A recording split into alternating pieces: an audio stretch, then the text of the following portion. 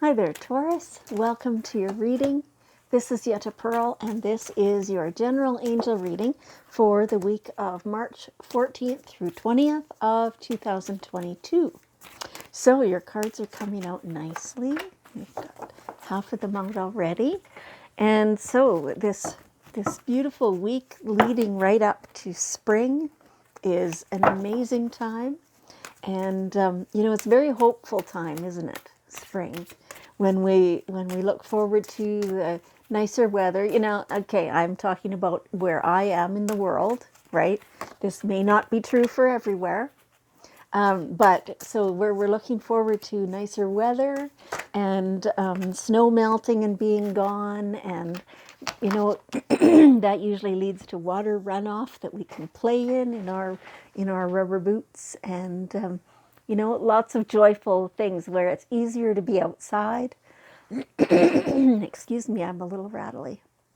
I think this is a holdover from the last reading, which I just finished a couple of minutes ago. And so, if it starts anew, then we'll know it's part of your reading. But for now, I believe it's not. So, all right, let's see what's in your reading for this week. Okay, so detach from the drama. It feels like there are going to be people around you who are going to be creating some drama. You're usually pretty good at just stepping back from that. Sometimes you do get involved in it. Sometimes if it feels like a personal, not necessarily attack, but if it feels like it's something that involves you personally, you will sometimes get involved. You will sometimes explain things further. Don't even bother with that this week. It's the ears are deaf, and so just observe if you want to, but step back, think about other things, go do other things. Just don't be involved in that at all. It's not to your benefit. The people who are in this drama, who are creating it, participating in it somehow, they will be helped as well by you not becoming involved. They will notice that you're doing that, and some of them, not everyone can do this, but sometimes then it makes it so they can detach from it as well, which defuses the whole situation. The more you participate, the more you make that bigger and more, right? So, sorry. So just try to step back from that, and not my circus, not my monkeys, that kind of stuff, right? It's to your benefit to do that for sure. Okay, so whatever is going on, so that feels like that detaching from drama, that feels like it's somebody else's drama. Felt like you were beside it. It's possible that you were already in it.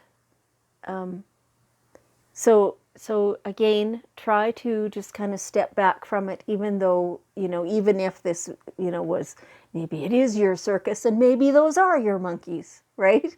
But try to step so that you're outside the cage and the monkeys are still in it, right? You don't have to be involved in that. So no matter what is going on in your world this week, you can know that you have Mother Mary protection. Mother Mary is the ultimate mother. She is the nurturer. She's the one who protects you. She wraps you in this beautiful, I guess it's her wings, but they show me, but Mother Mary is not an angel. She's a saint, right? And she doesn't really have wings as represented, the way angels are represented.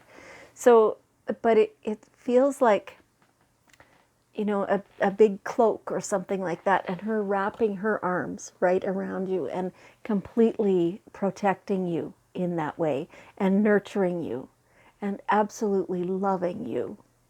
So you have this beautiful protection of Mother Mary.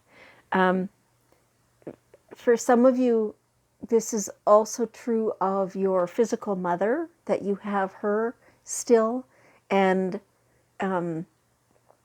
She is absolutely on your side and will do her earthly best to do the same as Mother Mary does her spiritual best for you.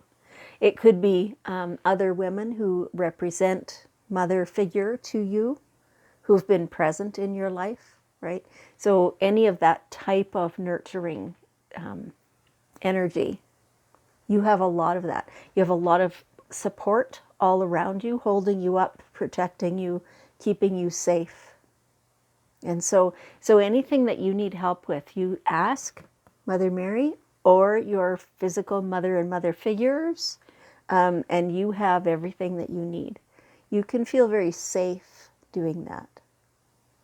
And so they're just kind of giving me this, this energy of, when you were a kid and you had a problem, and you didn't know what to do about it, and you went and you told your mom about it, and just that relief of saying it out loud and knowing that even though the problem still existed, now mom knows too.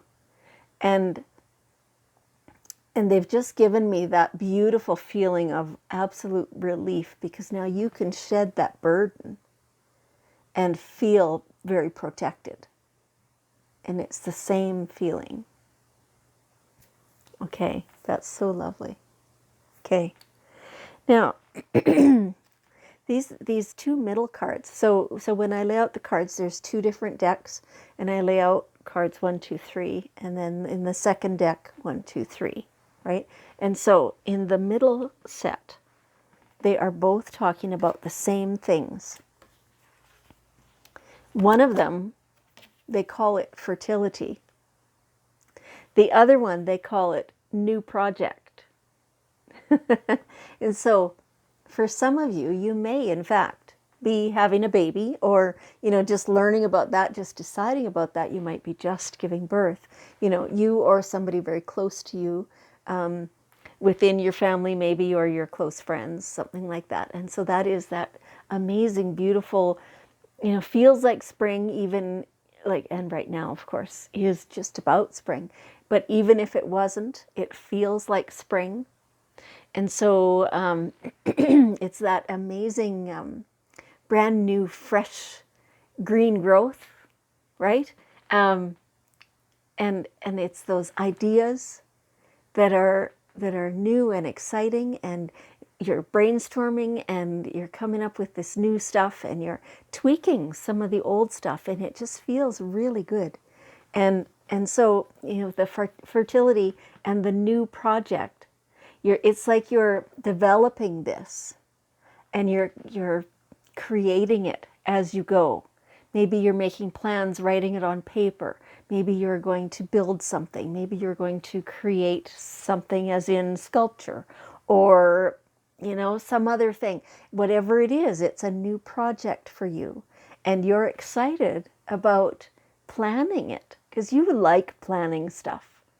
You're very good at it. You're great at researching and figuring out what's going to be the best way, and it's like you get a mental picture.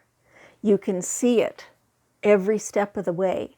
You need to do this step first, and prepare like the foundation of that thing, and then you build, up from there, and you continue to build and continue to build until in your mind's eye it is complete.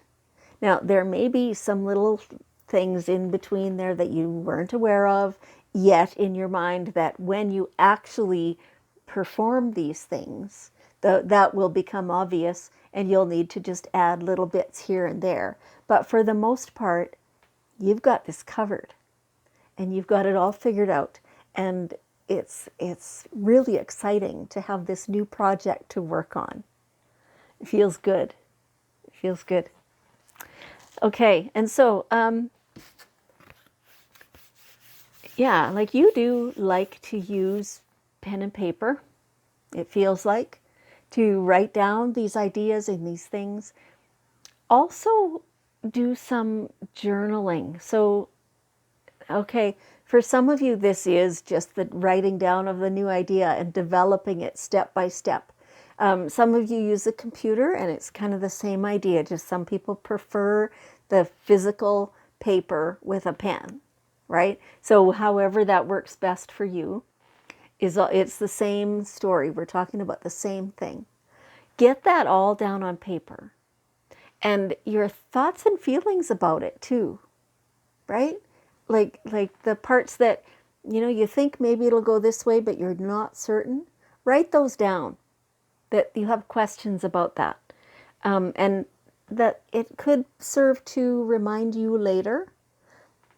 No matter what, when you get that to that point and you're writing down those questions, that is an indication, I guess, to the universe to provide the answer.